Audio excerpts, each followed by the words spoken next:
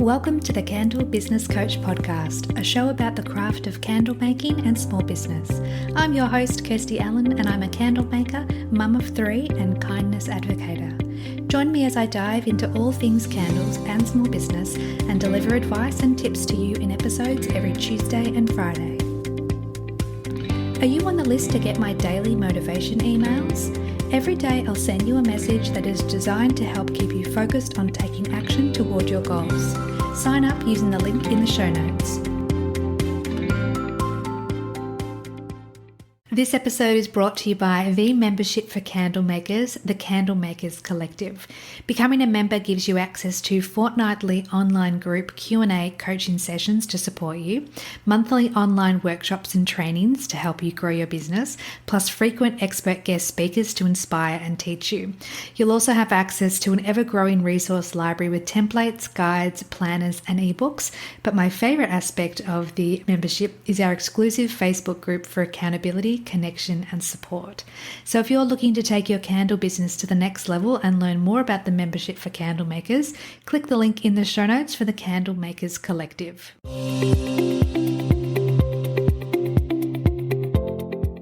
Welcome back to the podcast, my friend. Can you believe it? We are at episode number 80.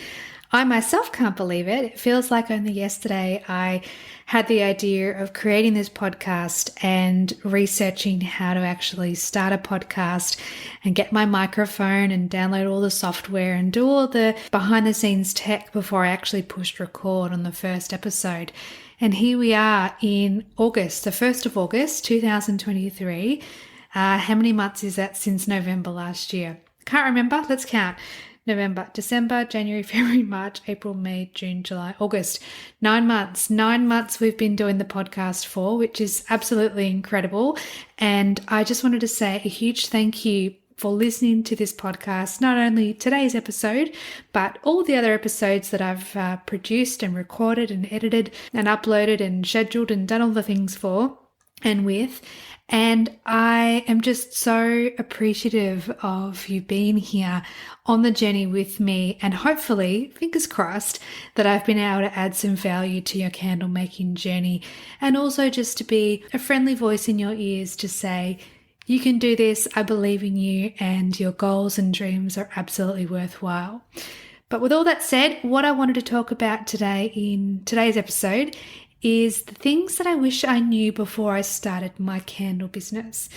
I think what a lot of candle makers experience when they first get the idea to become a candle maker or to begin dabbling in making candles and researching and doing all the different things is that you're filled with so much excitement and anticipation and joy and hope, and you're starry-eyed and just so positive for the future and what you can achieve. And I think that's a really amazing thing. So don't get me wrong when I say that, but I think sometimes what we need to do is take a step back, take a breath, and then establish what we need to actually do and what we actually need to put into place before we start taking action.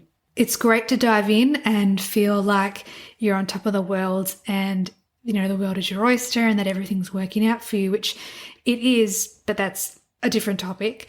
What I want to talk about in this episode is that it's important to have all of your ducks in a row and to make sure that you are doing things strategically, not just emotionally.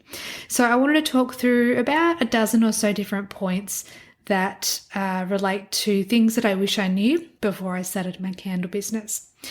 Number one is market research. So it is absolutely imperative to understand who you're selling to, who your competition is, and also to identify what sets your candles apart from other candle makers and who your potential customers are.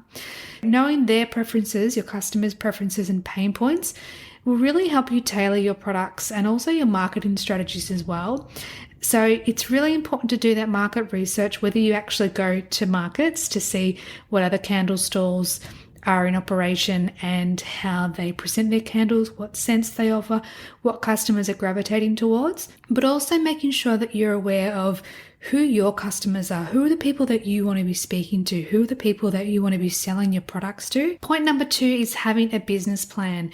Now you can go as deep as you like with having your plan organized, whether you do it yourself or have your partner help you, or even have your accountant or financial planner advise you as well. The idea here is to identify your goals, again, your target audience, to know your pricing, understand your marketing strategies, and understand what your growth plans are.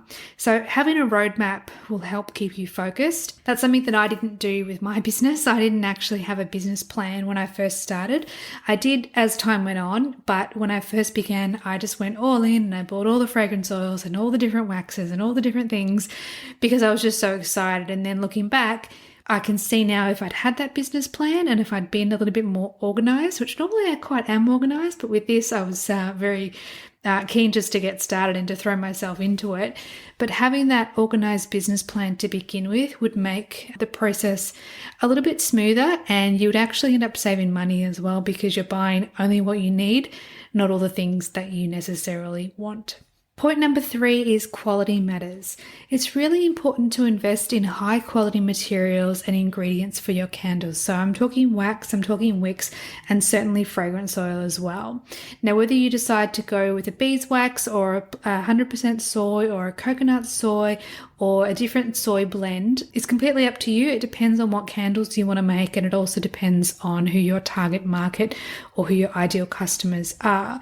But when it comes to creating superior products, that's what will lead to satisfied customers who are more likely to return to your store to purchase your products and recommend your candles to others. Point number 4 is safety and compliance. So it goes without saying, but when we're making candles and we're selling them to our customers, whether they're friends, family, or strangers on the internet, we're actually creating a product that the person that at our customers will light and have a flame in their home. So I know that's really like a basic overview of what candles are, but we're creating something that could cause damage in someone's home. So you need to make sure that your candles meet all safety standards and regulations, that you're using proper labeling and packaging, and that you're providing clear instructions for safe use. Now, it's really important to make sure that you are putting the warning label on the base of the jar, that you are sending a care card with your with the order so people can read how to properly use their candles, and that includes trimming the wicks and ensuring that they don't leave the candle unattended when it's burning, and all the safety information that comes on that care card. That's really, really important. It is something that I'm hoping that you already know, but I just wanted to cover in this episode that whether or not you've got insurance, and I believe you should have insurance for your candles and your candle business, you don't want to leave yourself or your customers in a situation where they're burning an unsafe candle. So it goes without saying, but I will say, make sure you're creating safe candles. Make sure that you're doing the proper testing as well. Number 5 is branding and packaging. So I think it's fair to say that we've all seen a plain vanilla candle. We've all seen a plain coconut lime candle. We've all seen a plain insert candle fragrance here. There are only so many candle fragrances that you can make unless you start to blend. So what can set you apart from your competition is having the branding and the packaging done exceptionally well. So you want to develop a unique and attractive brand identity that reflects the essence of your candles, and packaging plays a significant role in attracting customers.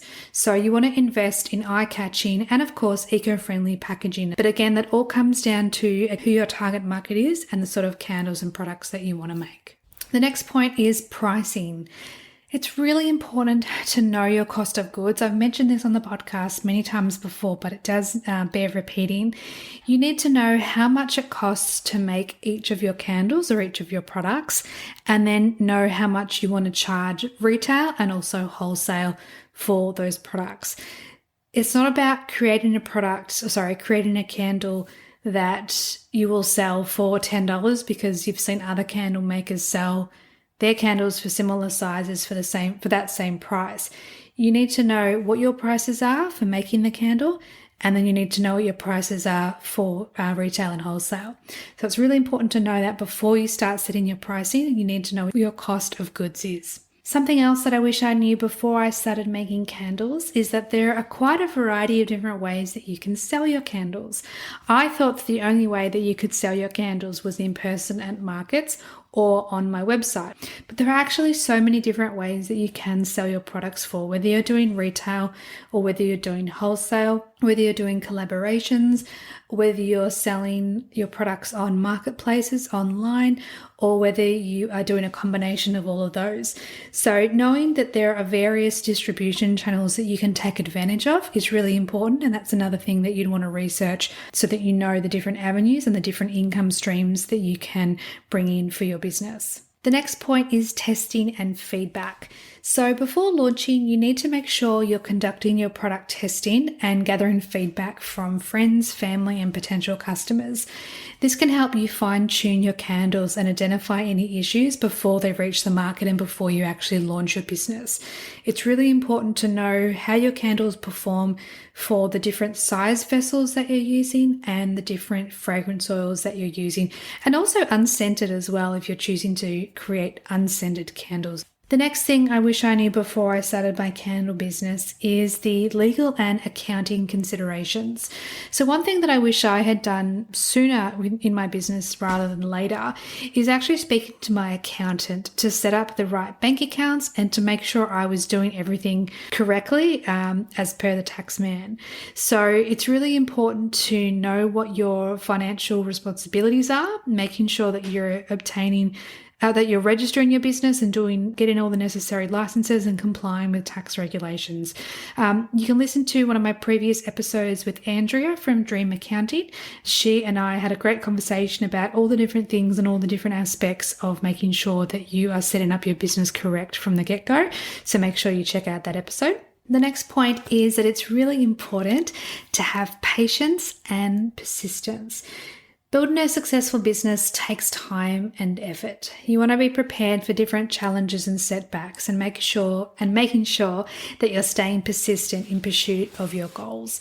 One of the things that I that I underestimated with my business is just how much personal development and personal growth would be required to become the best businesswoman that I could be. And I'm still very much on that journey, that personal growth and that professional growth journey. It's something that I believe will always continue. And it's something that actually excites me, that the process is ongoing, that I'm constantly learning about myself and how I operate in different situations and different scenarios. And I think when you have the perspective of having a positive attitude towards your personal growth, it makes the process of when you come up against your own personal hurdles and challenges that much less of a setback or a hurdle or a struggle, because you know that it's only temporary.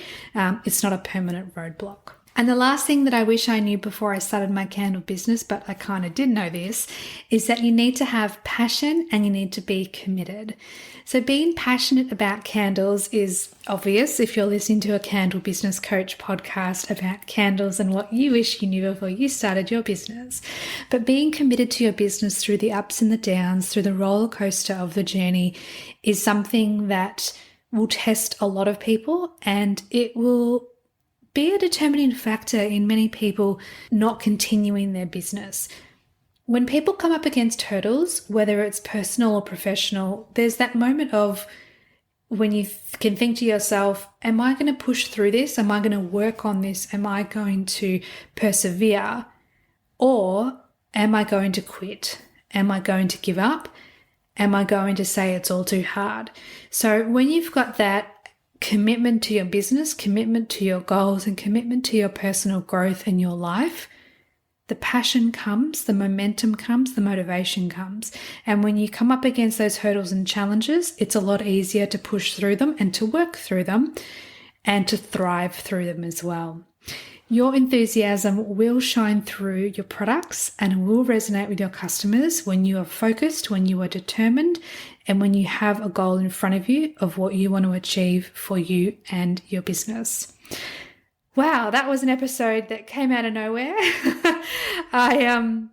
In all honesty, I'm recording this podcast the night before it's due to come out. So the 31st of July, which is the Monday night. And I actually wasn't sure what type of episode I was going to record for tomorrow's release.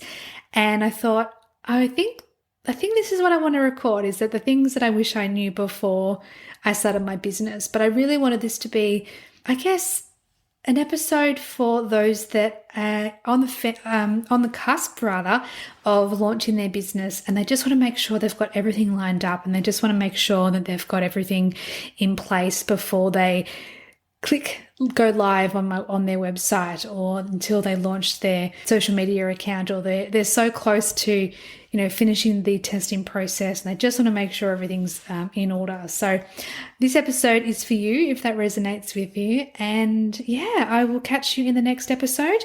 I hope you have a beautiful week. Thanks everyone for listening today. I hope this episode added value to your candle making journey. Check out the show notes for all the links mentioned throughout today's show, and please subscribe to the podcast so you don't miss any future episodes. Thanks again for listening. Have a beautiful day.